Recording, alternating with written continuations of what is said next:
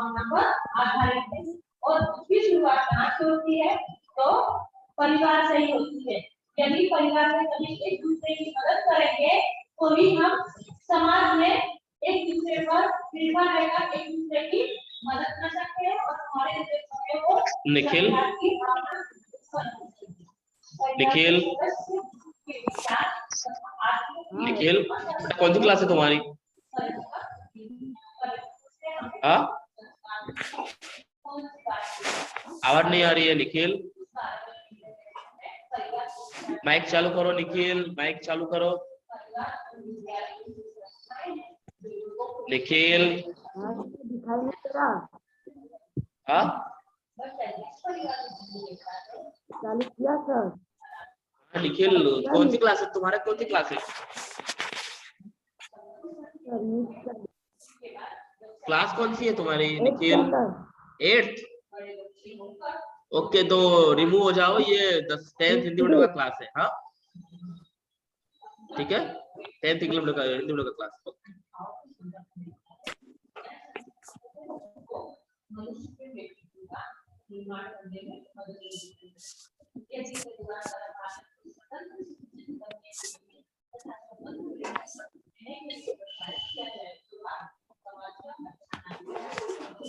आ गए सब?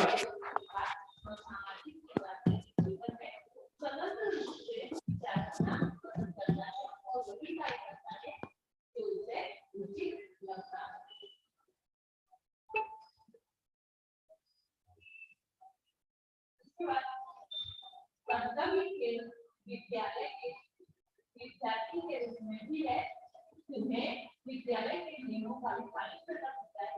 सभी विद्यार्थियों के साथ को व्यवहार करना पड़ता है। जैसे कि विद्यालय की बात करूं तो विद्यालय में कौन होता है? शिक्षक और विद्यार्थी। और वो विद्यार्थी क्या करते हैं? विद्यालय के जो बड़े नियम है उसका पालन करते हैं और सभी विद्यार्थी एक दूसरे के साथ कैसा संबंध रखते हैं?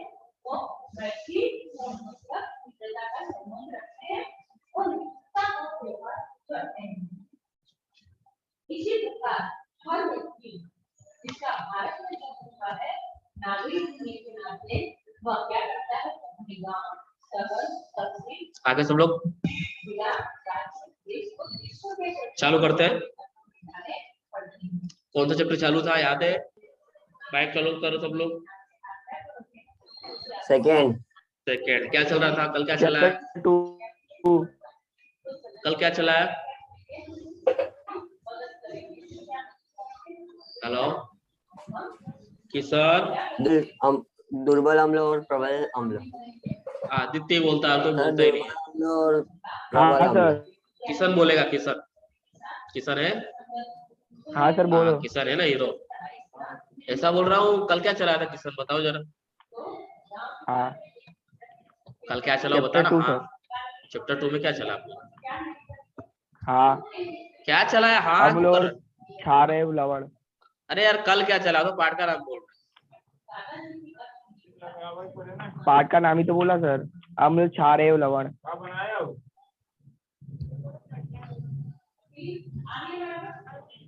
चलो डिस्प्ले आ रही है?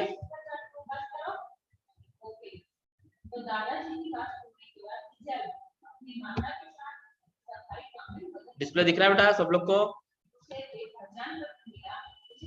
हेलो हाँ सर दिख रहा है ना? हाँ सर दिख रहा है। ओके 2 मिनट चालू रखो। हाँ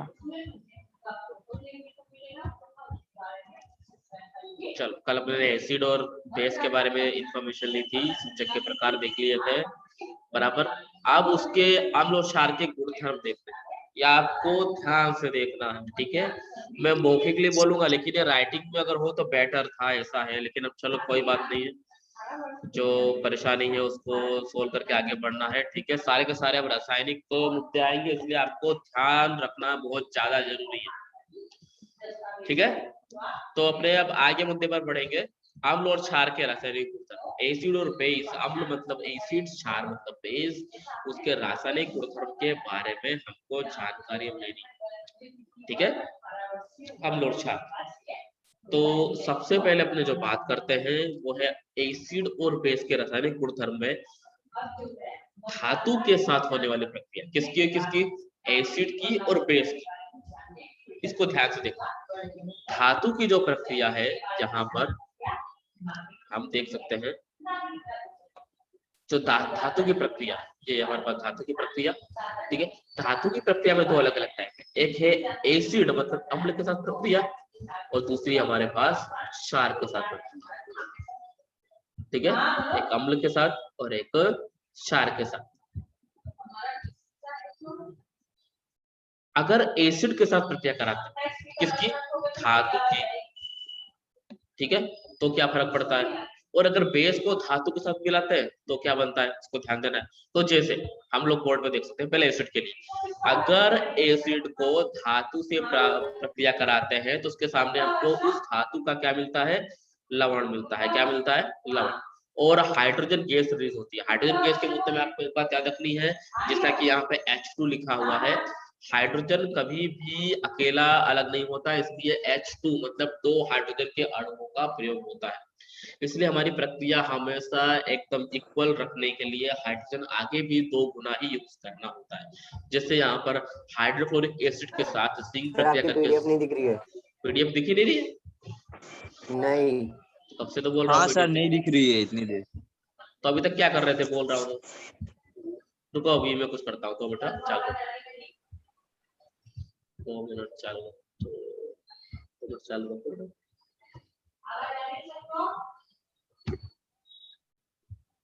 अभी दिख रहा है? हेलो? नहीं सर। नहीं, अच्छा रुको, हाँ अब दिख दिखा। रहा है सर। अब दिखा? हाँ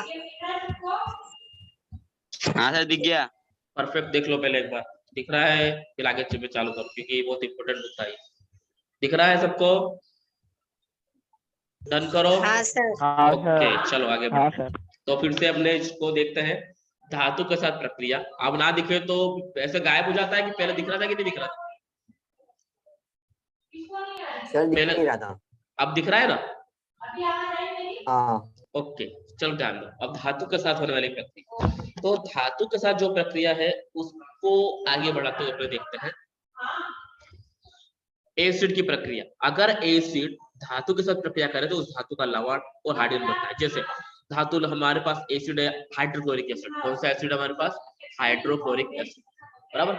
और धातु कौन सी है? जिंक नाम की धातु। तो जिंक क्या करेगा इसके साथ मिलकर? जिंक क्या करेगा, यहाँ पे ध्यान देना, जिंक क्लोरीन के साथ मिलकर उसका क्लोराइड बना देगा। क्या बनाएगा?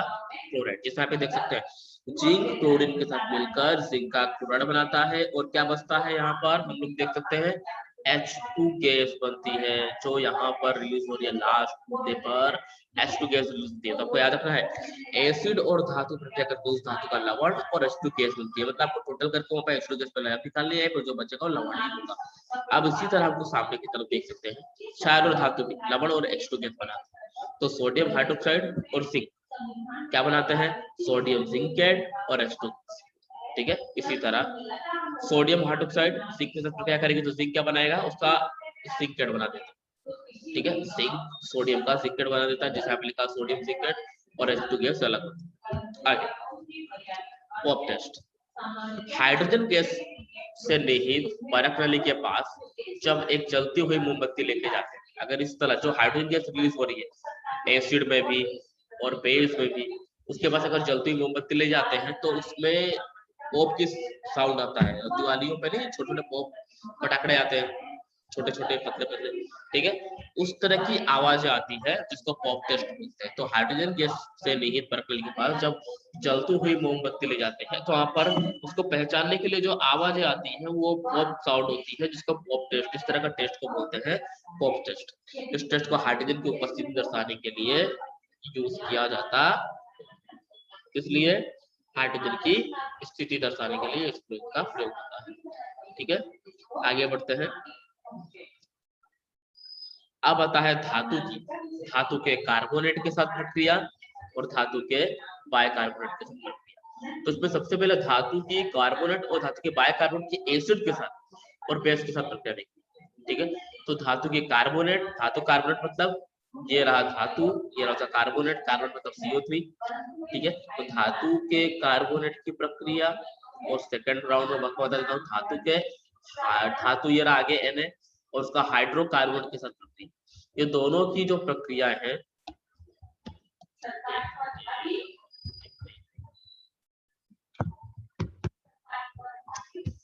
तो यहाँ पे जो धातु की प्रक्रिया, धातु के कार्बोनेट की प्रक्रिया और धातु के हाइड्रोकार्बन की प्रक्रिया अपने को बतानी है। एसिड के साथ तो प्रक्रिया संभव है जो अपने लाइफ से देख सकते हैं, परंतु बेस के साथ धातु के कार्बोनेट की या बाइकार्बोनेट की कोई प्रक्रिया होती नहीं है। ये आपको याद रखना है, धातु के कार्बोनेट की और धातु के बाइकार्बोनेट की किसी तरह की कोई प्रक्रिया बेस के साथ होती नहीं है, ठीक है। आगे तो इस तरह आप बेस की तो बात कर ली हमने, अब धातु के एसिड के साथ बात करते हैं। धातु जो है, धातु का कार्बोनेट, उसकी एसिड के साथ बात करें तो यहाँ पे एसिड लिया HCl हाइड्रोक्लोरिक एसिड, उसके सोडियम कार्बोनेट के साथ प्रक्रिया कराएं, ठीक है। किसके साथ? सोडियम कार्बोनेट के साथ। तो सोडियम क्लोराइड और कार्बन डाइऑक्साइड और H2, मतलब आपको याद रखना है उसके अंदर लवण, CO2 और जल प्राप्त होता है, ठीक है। दूसरे में अपने देख सकते हैं हाइड्रोक्लोरिक एसिड के सोडियम हाइड्रोकार्बन के साथ प्रक्रिया कराने पर सोडियम क्लोराइड, कार्बन डाइऑक्साइड और H2। तो आपको ये बात याद रखनी है कि धातु के लवण की प्रक्रिया धातु एसिड के साथ, कार्बोनेट की प्रक्रिया एसिड के साथ और उसके हाइड्रोजन कार्बोनेट के साथ प्रक्रिया अगर कराते हैं तो हमारे पास CO2 और H2 खास मिलता है और उसका लवण आगे दूर होता है, ठीक है। इसी तरह चूने के पानी का टेस्ट भी देख सकते हैं कि जब पानी के अंदर चूना डाला जाता है, ठीक है, तो प्रक्रिया किस तरह की होती है। तो चूने के पानी का टेस्ट देखते हैं। कभी भी अगर हम रखे हुए चूने के अंदर पानी मिला के रखने पर उसके बाद की प्रोसेस की बात करते हैं, उसके बाद की प्रोसेस की बात करते हैं। यहाँ पे जैसा लिखा हुआ है, उत्पादित कार्बन डाइऑक्साइड को चूने के पानी से प्रभावित करने पर पानी धुतिया हो जाता है। मतलब कि अगर कैल्शियम हाइड्रोक्साइड की चूने में पानी में रखा चूना अगर से फूंक मारते हैं या CO2 गैस के अंदर रिलीज करते हैं, क्योंकि हम लोग CO2 ही बाहर गैस निकालते हैं, अगर CO2 गैस पर रिलीज करते हैं तो बनने वाला पदार्थ के साथ धुतिया हो जाता है, जिसको सफेद अवक्षेप या कैल्शियम कार्बोनेट का विलयन कहते हैं। क्या कहते हैं? कैल्शियम कार्बोनेट का विलयन। और उसमें क्या अलग होता है? वाटर, अर्थात की H2। और अगर उसमें अधिक मात्रा में H2 रिलीज करते हैं, ठीक है, पानी भी मिलाकर ज्यादा मात्रा में CO2 रिलीज करते हैं, अंदर डालते हैं, तो क्या होता है? जल में पूरी तरह घुलनशील होता है, जो बनता है कैल्शियम हाइड्रोकार्बोनेट। क्या बनता है? कैल्शियम हाइड्रोकार्बोनेट, ठीक है। अब आगे आते हैं। इसी तरह अब आगे का मुद्दा जो हमारे पास है वो इस तरह है, अम्ल और क्षार की परस्पर प्रक्रिया। कौन सी? अम्ल और क्षार की परस्पर प्रक्रिया। अम्ल और क्षार की आपस में प्रक्रिया देखें तो खास चीज याद रखना है, एसिड अगर बेस के प्रक्रिया करें तो उसका लवण और क्या बनाएगा? वाटर, अर्थात H2O बनाएगा, ठीक है। आपको याद ही रखना है, एसिड बेस के प्रक्रिया करेगा तो क्या बनाएगा? लवण और पानी।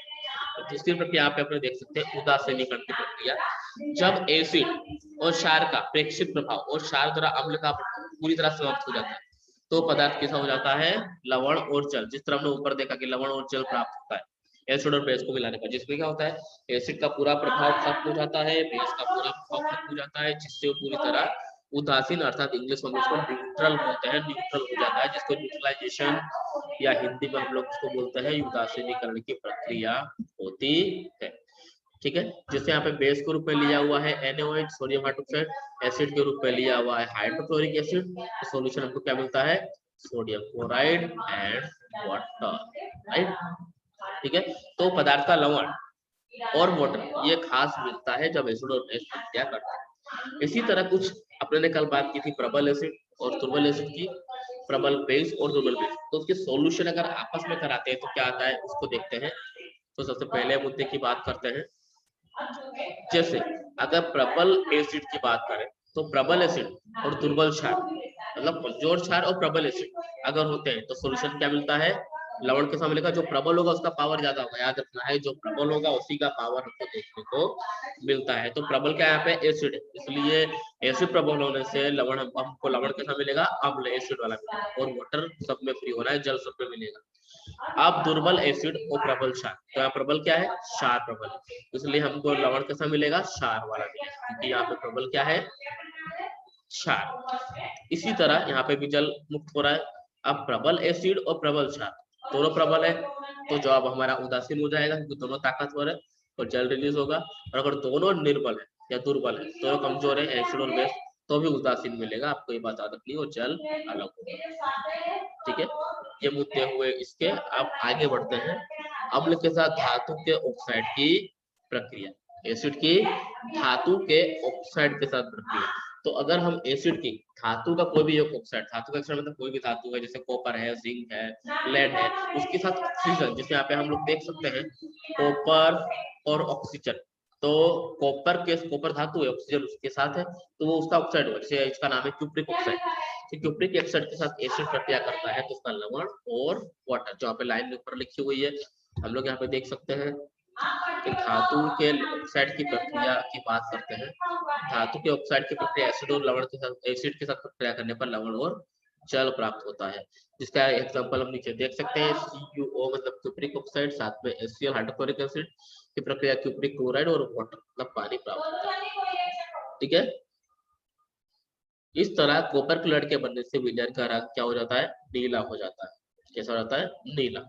धातु के ऑक्साइड की प्रवृत्ति क्षारीय होती है क्योंकि ये अम्ल के साथ क्रिया करके क्या बना देते हैं? लवण और जल बना देते हैं। ठीक, आगे अब इसके एग्जाम्पल की बात करते हैं। इसके एग्जाम्पल में बात करें तो जैसे हमारे पास है यहाँ पे क्यूप्रिक ऑक्साइड, ठीक है, मैग्नीशियम ऑक्साइड, बराबर। तो ये सब इसके एग्जाम्पल्स हैं। ठीक है, अब आप लोग एक काम करो, इसको पॉइंट्स कर लो, जो अपने ने चला एक बार उसको पॉइंट्स कर लो सभी लोग। सबसे पहले फिर से आप लोग क्षार की प्रक्रिया में हमने देखा धातु की प्रक्रिया में दो अलग अलग पार्ट, एक अम्ल और क्षार के साथ। अगर अम्ल मतलब कि एसिड को धातु के साथ प्रक्रिया कराते हैं तो लवण और H2 गैस मिलती है। सामने की तरफ हमने देखा बेस के साथ एसिड की प्रक्रिया कराते हैं, सॉरी बेस के साथ धातु की प्रक्रिया कराते हैं तो भी सेम टू सेम लवण और हाइड्रोजन गैस मिलता है, जिसमें पॉप टेस्ट हमने किया जो IMP है। आगे की बात करें तो धातु के कार्बोनेट और धातु के बाइकार्बोनेट, बाइ मतलब हाइड्रोजन बोलते हैं उसको, धातु का हाइड्रोजन कार्बोनेट भी बोल सकते हैं। जैसे यहाँ पे एग्जांपल NaHCO3 हमने नीले राउंड में किया हुआ है। ठीक है, उसके साथ एसिड की प्रक्रिया संभव है परंतु बेस की कोई प्रक्रिया नहीं होती है, जो नीले रंग में दिखाया हुआ है। ठीक है, अब इसके बाद हमने देखा था उदासीनीकरण प्रक्रिया, जिसके अंदर एसिड और बेस आपस में न्यूट्रल हो जाते हैं, उदासीन हो जाता है, जिसको उदासीनीकरण प्रक्रिया बोल सकते हैं। फिर प्रबल एसिड और दुर्बल क्षार में लवणीय आयन किससे मिलते हैं? अम्लीय मिलते हैं, फिर जल प्राप्त होता है। इत्यादि मुद्दे हमने क्या किए हैं? ठीक है, कंप्लीट कर लिए हैं। अब आगे बढ़ते हैं नेक्स्ट मुद्दे पर, अधातु ऑक्साइड की साथ क्षार की प्रक्रिया। ठीक है, आधातिक ऑक्साइड की क्षार के साथ प्रक्रिया की बात करते हैं तो आधातिक ऑक्साइड क्षार के साथ मिलकर लवण और जल बनाते हैं। जैसे आधातिक ऑक्साइड में बात करें कि धातु यहाँ पे कार्बन अधातु है और ऑक्सीजन CO2, ऑक्सीजन के साथ कार्बन डाइऑक्साइड, कार्बन क्या है पे अधातु उसका ऑक्साइड, और क्षार के साथ अगर प्रक्रिया होती है जैसे यहाँ पे कैल्शियम हाइड्रोक्साइड तो कैल्शियम कार्बोनेट और वाटर ऑक्साइड, जो यहाँ पर आधातिक ऑक्साइड प्रवृत्ति में अम्लीय होते हैं और विद्युत धारा प्रवाहित करते हैं। एक बार इसको देख सकते हैं फिर से, आधातु की ऑक्साइड में क्षार के साथ प्रक्रिया करते हैं तो क्या मिलता है? सॉल्यूशन लवण और जल मिलता है। ठीक है, अगली स्थिति आप जानते हैं एसिड और बेस की। जलीय विलयन में बात करें तो एसिड और बेस किस तरह कार्य करते हैं वो बात करते हैं। किस विलयन में? जलीय विलयन में एसिड और बेस किस तरह काम करते हैं वो देखते हैं। जल की उपस्थिति में अम्ल H+ आयन उत्पन्न करता है। आपको पहले ये पता होना चाहिए कि एसिड एक्चुअल में होता क्या है, बेस एक्चुअल में क्या होता है, तो आपको देख खास याद रखना है। एसिड में H+ आयन भी होता है। क्या चीज? H+ आयन, जैसे HCl है, H2SO4 है, HNO3 है, तो बराबर HCONO3 है, फिर इसके अलावा CH3COOH, इस तरह के acidic acid, nitric acid, carbonic acid, sulphuric acids, hydrochloric acids, ये सभी एसिड्स जिसमें क्या इंपॉर्टेंट है? H+ आयन का फ्री हो जाए। क्या चीज? H+ आयन का फ्री हो जाए। ठीक है, जिसको हम लोग एक्चुअल में दूसरा नाम यहाँ पे आप लोग देख सकते हैं बोर्ड पे, डेस्कटॉप पे, हाइड्रोनियम आयन भी बोलते हैं। ठीक है, अब उसके बारे में चर्चा करते हैं। जल की उपस्थिति में अम्ल H+ आयन उत्पन्न करते हैं। H+ आयन अर्थात कि H3O+ short form hydronium ion के रूप में पाए जाते हैं। जैसे यहाँ पे अगर H प्लस NH2 मिलते हैं तो क्या बनाते हैं हाइड्रोजन आयन, जिसका एग्जांपल है हाइड्रोक्लोरिक एसिड। एसिड है यार, ये पता करने के लिए उसको पानी में डालने पर क्या होगा, सामने हाइड्रोनियम आयन और क्लोरीन मुक्त होता नजर आएगा। ठीक है, जिसे हम लोग अपनी भाषा में कह सकते हैं कि जल की उपस्थिति में हाइड्रोजन आयन प्राप्त हो। बराबर इसी तरह बेस की बात करें, बेस के लिए जल की उपस्थिति में क्षारक OH उत्पन्न करता है, जिसके अंदर सोडियम हाइड्रोक्साइड, वाटर मिलाने पर सोडियम और हाइड्रोक्साइड प्राप्त होता है। मैग्नीशियम हाइड्रोक्साइड की बात करें तो वो वाटर मिलाने पर मैग्नीशियम और हाइड्रोक्साइड प्राप्त होती है। तो इसके अंदर क्या अलग होगा, OH माइनस डिवाइड होगा। ठीक है, सोडियम हाइड्रोक्साइड, वाटर मिलाने पर सोडियम और हाइड्रोक्साइड प्राप्त होता है। मैग्नीशियम हाइड्रोक्साइड, वाटर मिलाने पर मैग्नीशियम और हाइड्रोक्साइड प्राप्त हो रहा है। तो इसी तरह आप खास मुद्दे पर आगे बढ़ते हैं। सभी क्षारक जल में घुलनशील नहीं होते। सभी क्षार क्या होते हैं, क्षार मतलब बेस, सभी क्षार जल में घुलनशील नहीं होते।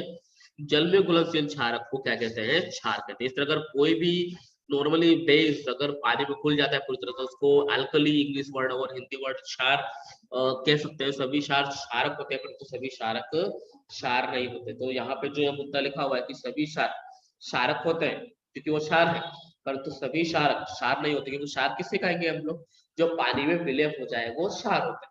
ठीक है, और हम लोग जो बात कर रहे हैं वो क्षारक अर्थात की बेस की। अब आप बात करते हैं एसिड और एसिड के साथ पानी मिलाने की प्रक्रिया।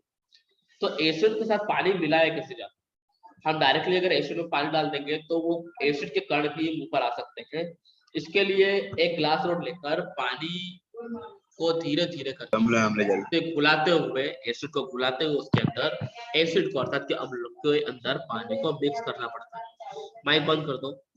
तो यहाँ पे जैसा लिखा हुआ है, जल के साथ अम्ल या क्षार को मिलाते समय बहुत ही सावधानी रखनी पड़ती है। हमेशा अम्ल या क्षार को ही जल में मिलाना चाहिए। ठीक है, हमेशा अम्ल या क्षार को ही जल में मिलाना चाहिए। लगातार इसे हिलाते रहना चाहिए क्योंकि यह प्रक्रिया बहुत ही उष्माक्षेपी है। इसलिए क्या करते रहना चाहिए, धीरे धीरे एसिड को जल में मिलाते रहना चाहिए, बराबर, जिससे वो उसमें परेशानी ना आए। अब क्यों ऐसा करना चाहिए उस मुद्दे पर बात करते हैं। यदि सांद्र एसिड में जल मिलाने पर उत्पन्न हुई उष्मा के कारण मिश्रण आस्फलित मतलब कि मिश्रण बराबर मिल नहीं पाता और वो बाहर पदार्थ गिरने लगे तो आस्फलित होकर बाहर आ सकते हैं और आप चल सकते हैं। इसलिए अत्यधिक स्थानीय ताप के कारण कांच का पात्र टूट भी सकता है और तापमान अगर इस तरह अचानक बढ़ जाए तब भी वो पात्र जो बीकर है जो ऊपर हम लोग देख सकते हैं वो टूट सकता है। इसलिए जल को अम्ल में डालने से दो मुद्दे खराब तकलीफ हो सकती है। एक, मिश्रण जो हम मिला रहे हैं वो शरीर पर वापस आके गिर सकता है, बाहर हम जैसे पानी डालेंगे तुरंत ही एसिड भी साथ मिक्स होकर ऊपर आके गिर सकता है। और दूसरा कि अगर ज्यादा तापमान होने पर वो कांच का पात्र जो हमने लिया हुआ वो टूट सकता है। अब आप सोचोगे कि लोहे का पात्र लेना चाहिए, लेकिन यहाँ पर एसिड और बेस की प्रक्रिया कराने के लिए कांच के पात्र का ही उपयोग किया जाता है, तभी वो सक्सेसफुल से कार्य कर पाता है। ठीक है, तो अभी के लिए अपने इतना मुद्दा रखेंगे। ओके, इतना आप लोग को काम करके रखना है। चलो बाय।